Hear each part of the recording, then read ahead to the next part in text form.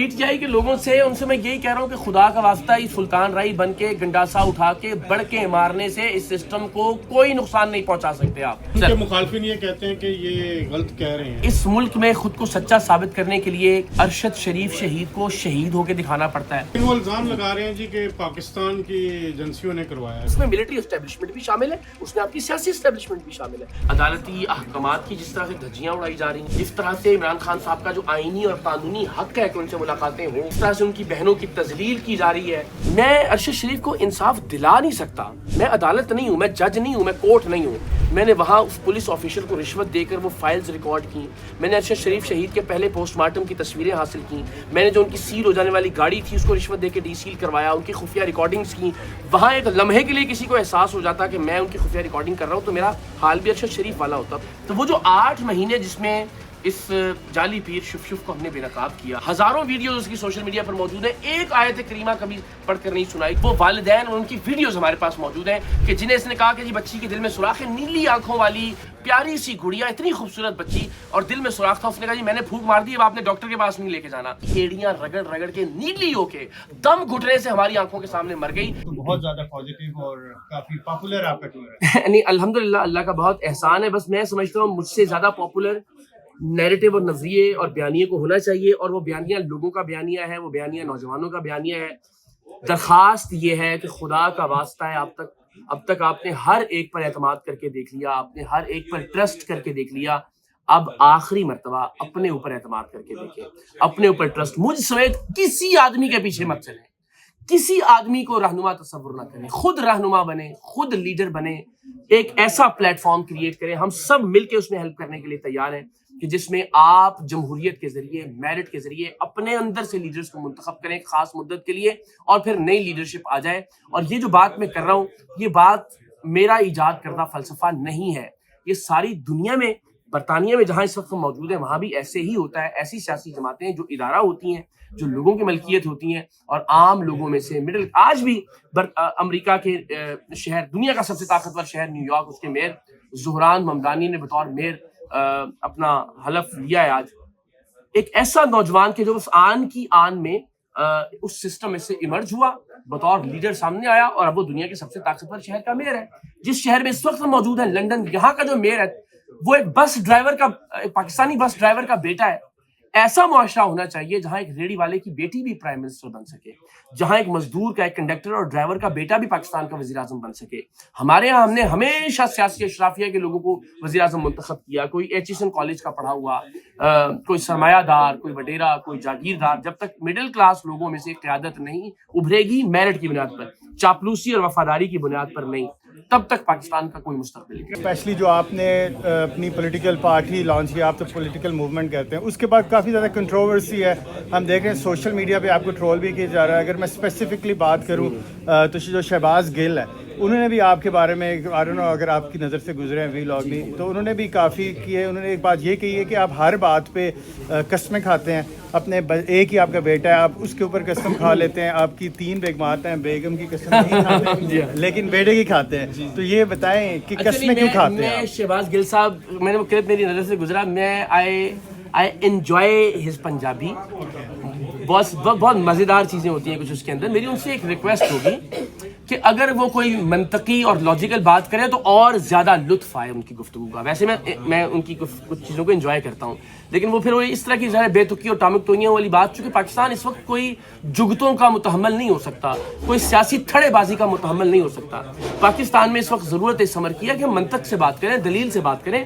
ان کی گفتگو کا انداز پنجابی اور اس اعتبار سے کبھی کبھار بڑی مزیدار چیزیں ہوتی ہیں, لیکن میری توقع ان سے یہ کہ اور ذرا سنجیدہ بات کریں. مجھے اچھا لگے گا مجھ پہ کرٹیسائز کریں, مجھ پہ تنقید کریں, وہ بالکل, لیکن ذرا سنجیدگی سے اگر ہم پاکستان کے مسائل, تھوڑا سا ایکسنٹ یا ان کا وے آف یہی ہے. کیونکہ ایک دفعہ انہوں نے بھی کہا تھا کہ میں گلاندا پترا, میں یہ ہوا, تو اس کے بعد ان کی ویڈیو آئی تھی ویل چیئر پہ بیٹھے ہوئے, کافی زیادہ وہ بھی وائرل ہوئی تھی. نہیں, میں سمجھتا ہوں کہ میں نے کبھی بھی خیر اس پر, چونکہ وہ رو رہے تھے اور ویل چیئر پر تھے, میں نے کبھی بھی اس کو بطور طنز یا بطور ہتھیار اپنی دلیل میں کبھی استعمال نہیں کیا. وہ مظلومیت کا وقت تھا ان کی, اور مجھے لگتا ہے کہ کبھی بھی اس کا تانا نہیں دیا جانا چاہیے ان کو. اس پہ ایسے نہیں کہ جتنی جتنی آپ کی کیپیسٹی ہو اتنی بندہ بات کرے. یہ بات ٹھیک ہے, زیادہ بڑھ کے نہیں ماری جانی چاہیے. میں ابھی بھی تو یہی کہہ رہا ہوں پی ٹی آئی کے لوگوں سے, ان سے میں یہی کہہ رہا ہوں کہ خدا کا واسطہ اس سلطان رائی بن کے گنڈاسا اٹھا کے بڑھ کے مارنے سے اس سسٹم کو کوئی نقصان نہیں پہنچا سکتے آپ.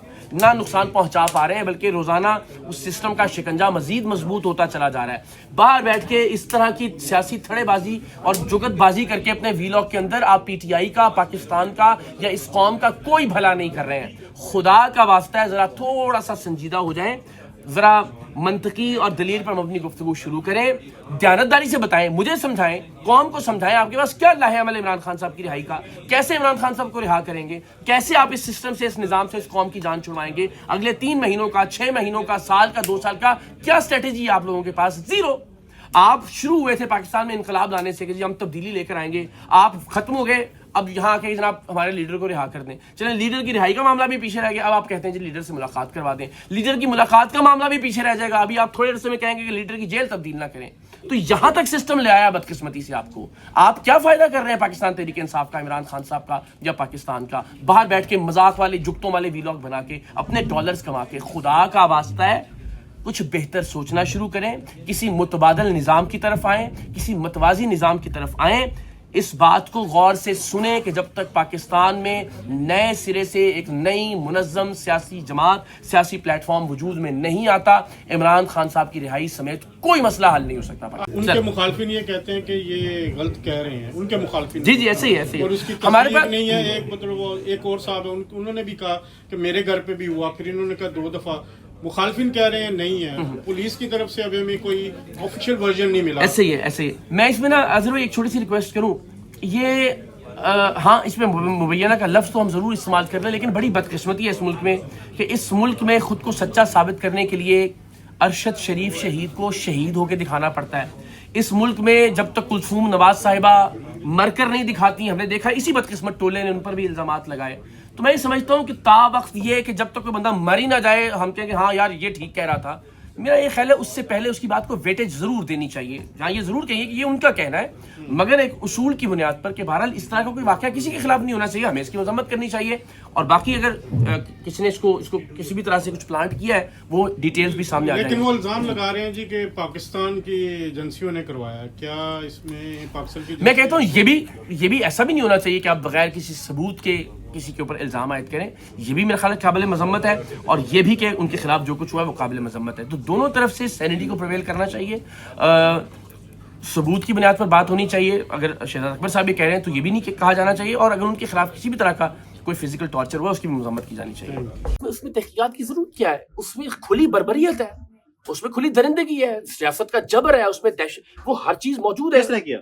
کس نے کیا یہ؟ ریاست نے کیا وہ کام, اور ریاست کے جو مقتدر لوگ ہیں اس میں ملٹری اسٹیبلشمنٹ بھی شامل ہے, اس میں آپ کی سیاسی اسٹیبلشمنٹ بھی شامل ہے. لیکن اب آپ مجھے یہ توقع کریں میں کسی فرد کا نام لے کے کہوں, ظاہر میرے پاس اس کا کوئی ایویڈنس موجود تو نہیں ہے, لیکن بہرحال ریاست میں جو لوگ ریاست کے امور چلا رہے ہیں وہ مکمل طور پر اس کے ذمہ دار ہیں. سیاسی انتقام کا نشانہ بن رہے ہیں. عمران خان صاحب اس وقت سیاسی قیدی ہیں. عمران خان صاحب اور ان کی جماعت کا مینڈیٹ 2024 میں, آپ نے کہا نہیں تھا میں کہہ رہا ہوں, 2024 میں چوری کیا گیا, اس مینڈیٹ پر ڈاکہ ڈالا گیا. عمران خان صاحب اور ان کی جماعت اس وقت ظلم کا شکار ہے, ناانصافی اور زیادتی کا شکار ہے. لیکن یہ پہلی بار نہیں ہے. پاکستان میں اس سے پہلے یہ تمام تر معاملات باقی سیاستدانوں کے ساتھ بھی ہوتے رہے ہیں.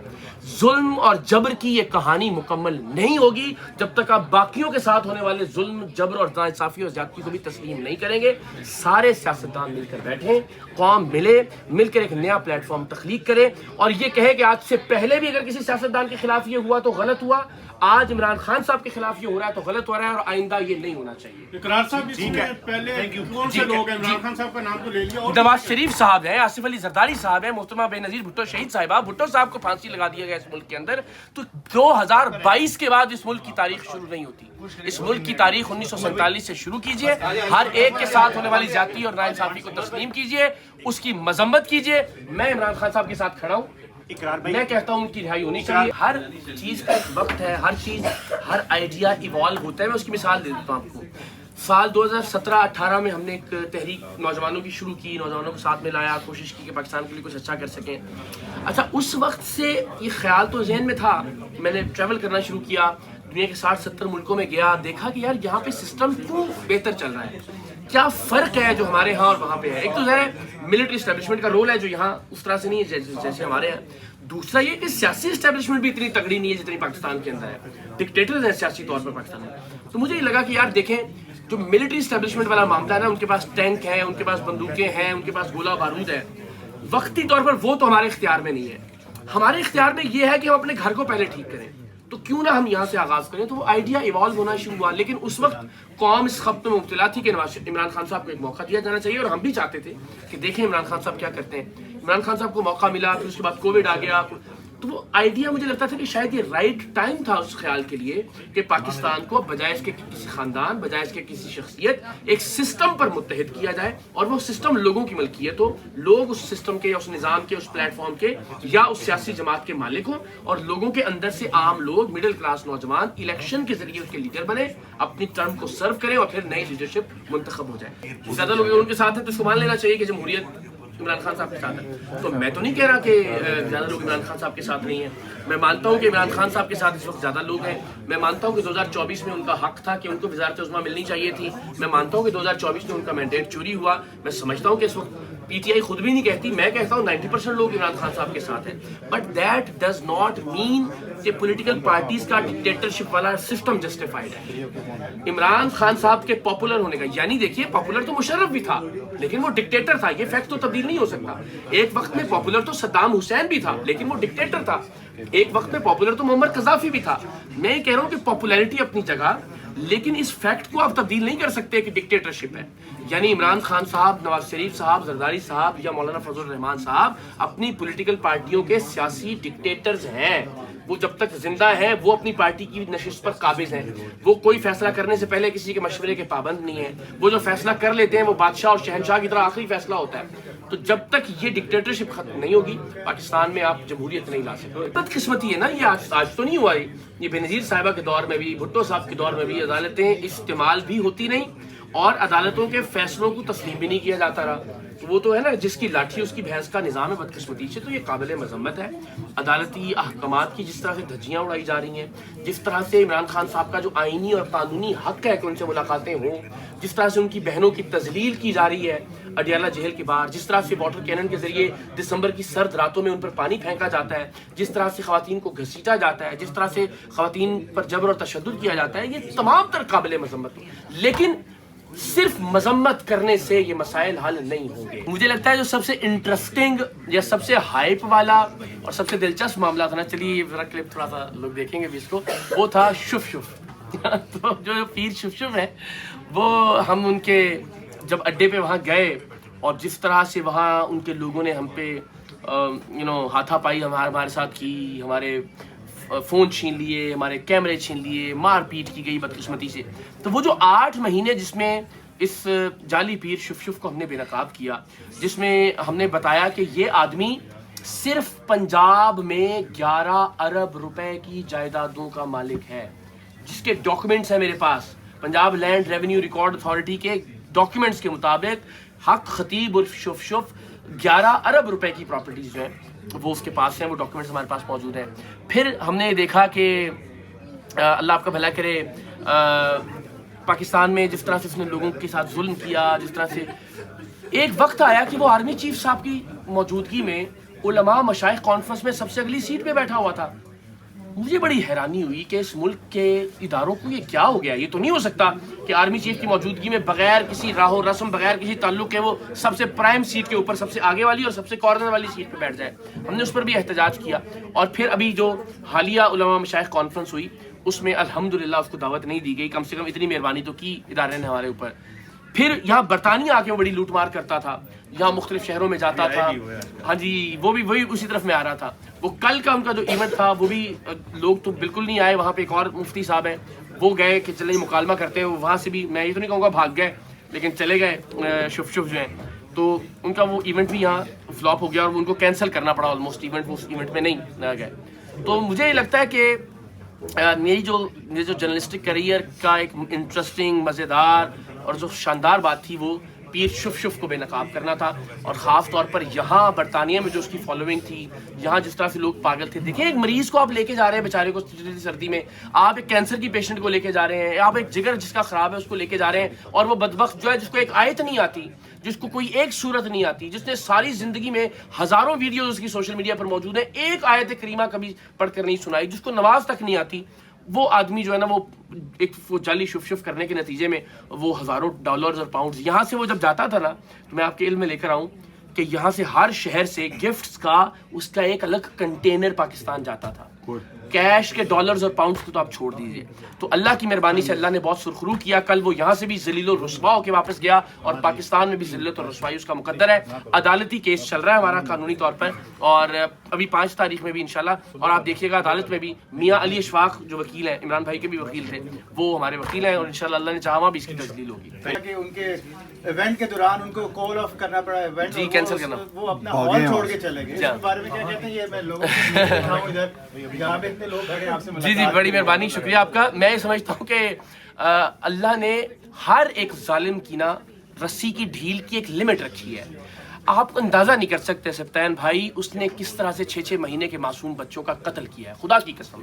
وہ والدین اور ان کی ویڈیوز ہمارے پاس موجود ہیں کہ جنہیں اس نے کہا کہ جی بچی کے دل میں سوراخ ہے، نیلی آنکھوں والی پیاری سی گڑیا، اتنی خوبصورت بچی، اور دل میں سوراخ تھا. اس نے کہا جی میں نے پھونک مار دی، اب آپ نے ڈاکٹر کے پاس نہیں لے کے جانا.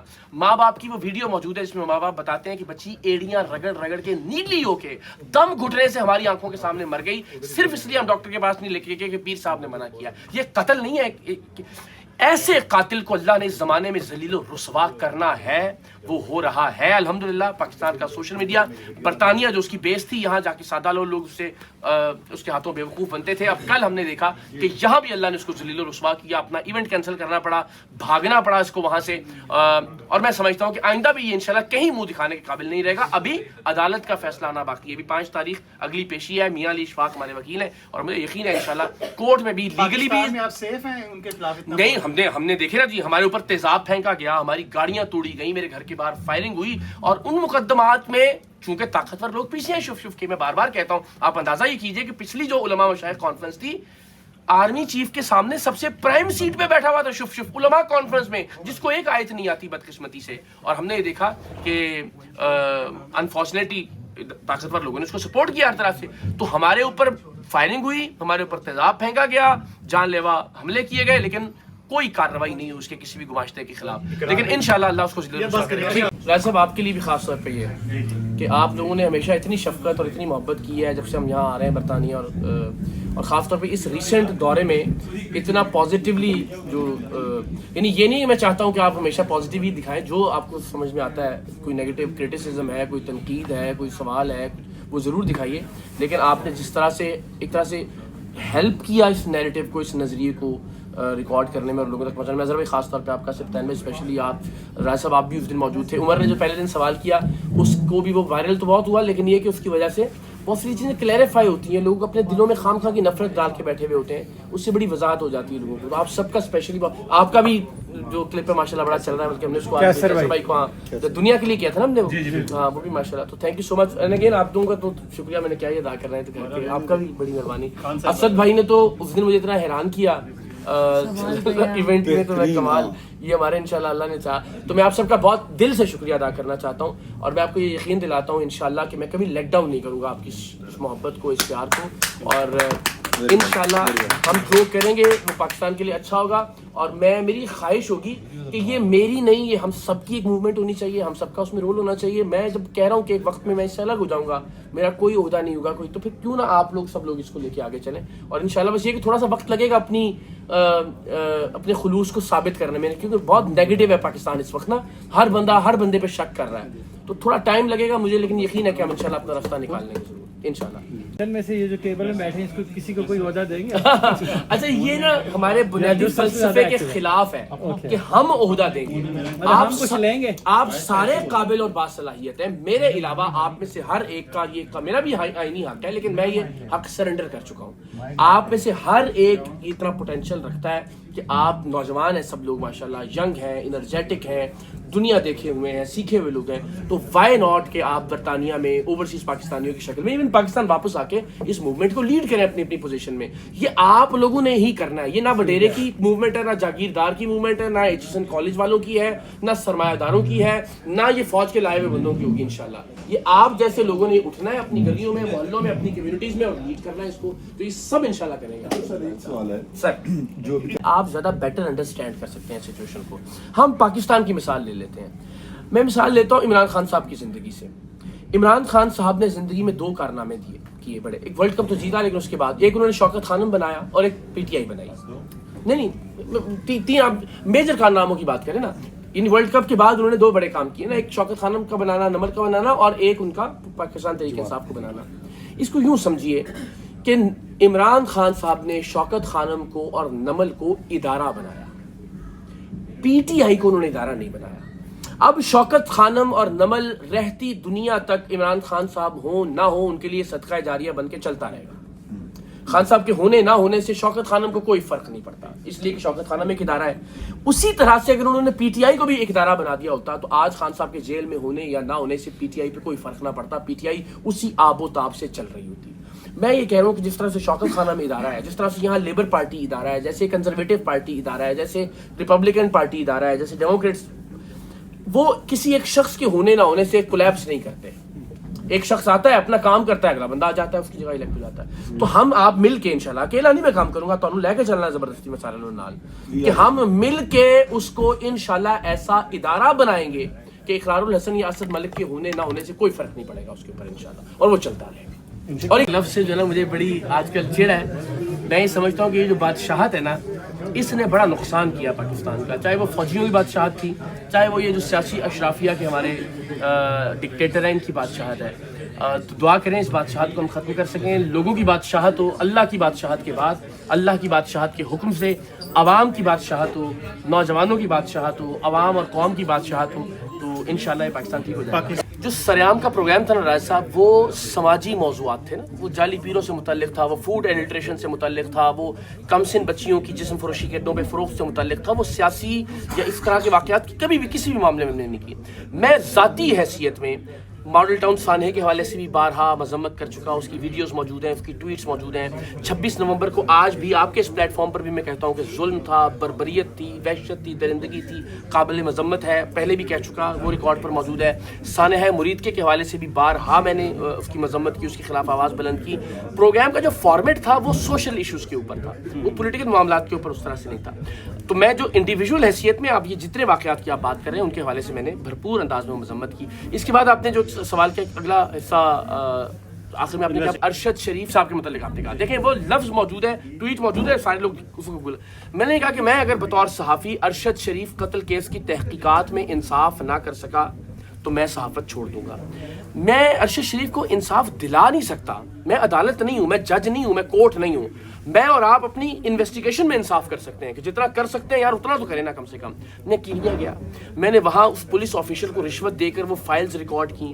میں نے ارشد شریف شہید کے پہلے پوسٹ مارٹم کی تصویریں حاصل کی. میں نے جو ان کی سیل ہو جانے والی گاڑی تھی اس کو رشوت دے کے ڈی سیل کروایا. ان کی خفیہ ریکارڈنگز کی. وہاں ایک لمحے کے لیے کسی کو احساس ہو جاتا کہ میں ان کی خفیہ ریکارڈنگ کر رہا ہوں تو میرا حال بھی ارشد شریف والا ہوتا. تو میں نے پوری انصاف کے ساتھ ارشد شریف قتل کیس کی تحقیقات کی. پھر میں پاکستان آیا. ارشد شریف پر جن بدبختوں نے ایف آئی آرز کروائی تھیں، جن کی وجہ سے ملک چھوڑ کے جانا پڑا تھا، وہ ایف آئی آرز نکلوائیں، وہ نمبرز نکلوائے، ان نمبرز پر شناختی کارڈ نکلوائے، ان کے چہرے نکلوائے، ان کے ایڈریس نکالے، ان کو ٹریس کرنے کی کوشش کی. تو آپ میں بطور جرنلسٹ اپنے کام سے اتنا انصاف کر سکتے ہیں. وہ ہم نے پوری دیانتداری سے کیا.